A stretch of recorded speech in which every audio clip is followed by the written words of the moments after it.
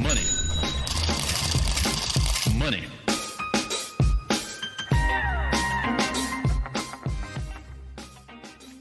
Tina Mitchell here with your Money Chat. The Atlanta Fed's wage growth tracker showed that wages are up 4.1% year over year in October, which is near the highest level in 13 years.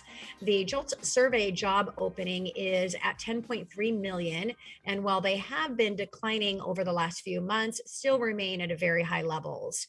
Record levels of people are quitting their jobs. 164,000 did so in just September, to an all-time high of 4.434 million over the last 12 months, which is up 34% year over year.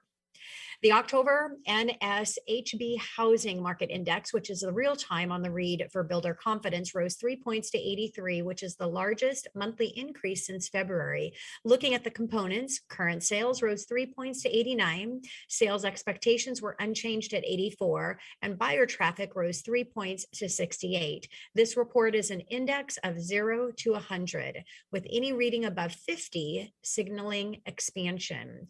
Builder confidence has been increasing in the last 3 months and is at very strong levels. Housing start fell once again down 0.7% at 1.53 million utilized pace in October, and nearly flat on a year over year basis. Single family starts, which is the most important, was down 4% at 1.04 million unit pace and is down almost 11% year over year. The only area that saw an increase in starts was in 5 or more units, which rose 4%. From a new construction standpoint, we are not seeing the homes being built that we need to meet supply and demand. This should continue to contribute to the tight inventory landscape into the foreseeable future. Now, permits, which are a good forward-looking indicator of future supply, were up 4% last month and 3.4% year over year. Single-family permits rose 2.7%, but are down 6.3% year over year. Housing units that are authorized but not started continues to rise, showing that the backlog is growing. It grew almost 5% last month to 265,000 not started units and is now up 45% year over year. The MBA released their mortgage application data for last week, showing that applications to purchase a home were up 2%. Year over year purchases are 6% lower, but when factoring in the rise in cash buyers, they are down closer to about 3%. Also remember that inventory is down 13% year over year. Prices are up almost 20%, and rates are about 0.25% higher. Now, refinances fell 5% last week after rising 7% the week prior. Refinances are now down 31% lower than they were this time last year. And this, of course, is because of the increase in mortgage interest rates. Refinances made up 63% of the total new mortgage loans. CoreLogic released their single-family rental index, showing that rents are up 10% year over year to the highest reading in 16 years. Attached rentals were up almost 8%, while detached were up 12%. This is still elevated, but below apartment list. Year to year reading 6.4% earlier this month. Now, the main difference between the reports is that CoreLogic takes into account all rents, including renewals, while apartment lists just on the new rents. In any case, these metrics are much higher than the consumer price index rental component, showing only 2.7% increase. It just goes to show that they do not understand inflation with the CPI, and it is out of touch with every other matrix.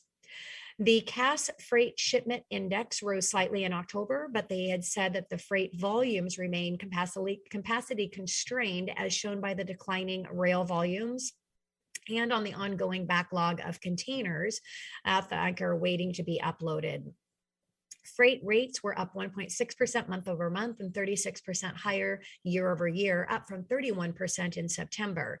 If many of the transportation stresses this year begin to smooth out in 2022, companies that may have experienced the cost shock will take that next few years trying to recapture that loss on their profit margin. This means that just because transportation prices peak out or even fall, as long as they remain well above their pre-COVID, companies will continue to increase prices. Now, President Biden signed a $1.2 trillion bipartisan infrastructure bill into law on Monday. The bill includes $550 billion in new spending on the nation's roads, bridges, ports, water, and rail. It also provides $65 billion to expand broadband infrastructure and $55 billion to clear water investments. Unlike the other bills, this will be in effect over the next 5 years, not all at once. Now, the administration is trying to get a complementary 1.75 trillion bill passed as well, which will include money for social safety and climate policy. Bottom line, the continuous spending will not do us any favors when it comes to the inflation front. And being your local mortgage expert, inflation is the arch enemy for mortgage interest rates. Call to action: if you want to purchase or refinance, now is the time to take advantage of these historical low interest rates. And that is this week's Money Chat.